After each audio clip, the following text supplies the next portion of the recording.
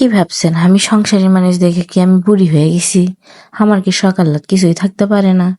তাই এত ব্যস্ততার মাঝে আজকে একটু ঘোরাঘুরি করলাম। হ্যালো এভরিওয়ান, আসসালামু আলাইকুম। কেঙ্কা আছেন সবাই? আমি আপনাকে দুয়াতে আলহামদুলিল্লাহ ভালো আছি। ঈদের দিন থেকে আমি গেলে দেখি যে আপনাদের কাণ্ড কারখানা, বুঝছেন?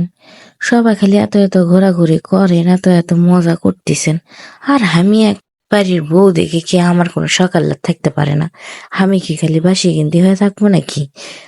এত খাটনি করেও তো মানুষের সংসারের নাম নেই, নামগন্ধ কিছুই নেই। আচ্ছা, যাই হোক, আমি না এত ব্যস্ততার মাঝে আজকে না ঘুরবের বের হচ্ছি। তো ঘুরবের কুটি আর যামু কন? বগুড়া এর নাও ভালো জায়গা নেই।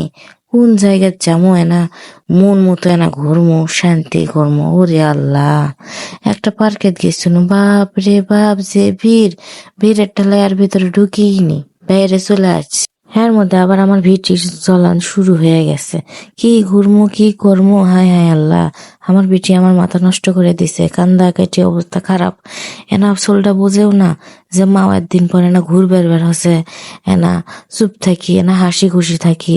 আরে কেউ বুঝে না, আরে ভাই কেউ বুঝে না। তারপরে ভাবলো আমার সকালাত করে লাভ নেই, এখন ছেলের মাও হচ্ছে, আমার কি সকালাত করলে চলবি কন আপনারা?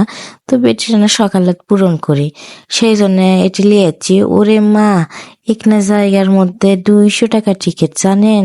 200 টাকা টিকিটে দিয়ে এখানে জায়গার মধ্যে খেলাধুলার একটা আয়োজন করছে। হাই রে মানুষের লাভ বাবা। তাও যদি আমার বেটিরা না খেলাধুলা করে না, মন না ভালো থাকে না, কান্দা। যাই হোক, টাকার চিন্তা ভাবনা না কইরা আমি বেটি লিয়ে না কোনো লে খেল বাবা খেল, তুই খেল, তোরে দিন আজকে। তোরে বাবা, কুটি কান্দন কুটি কি সব ভালো হয়ে গেছে।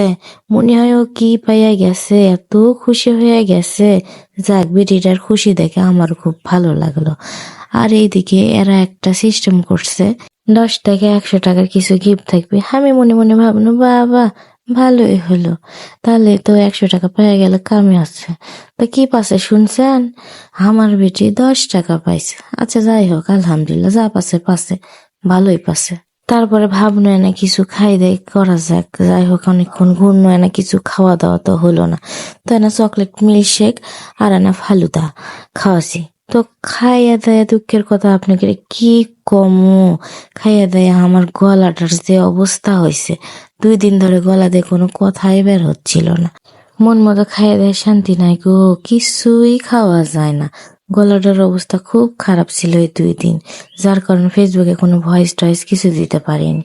যাই হোক, আপনারা আমার ভিডিও দেখে যদি ভালো লাগে তাহলে অবশ্যই পাশে থাকবেন এবং লাইক কমেন্ট একটু করবেন। ধন্যবাদ সবাইকে, আল্লাহ হাফেজ।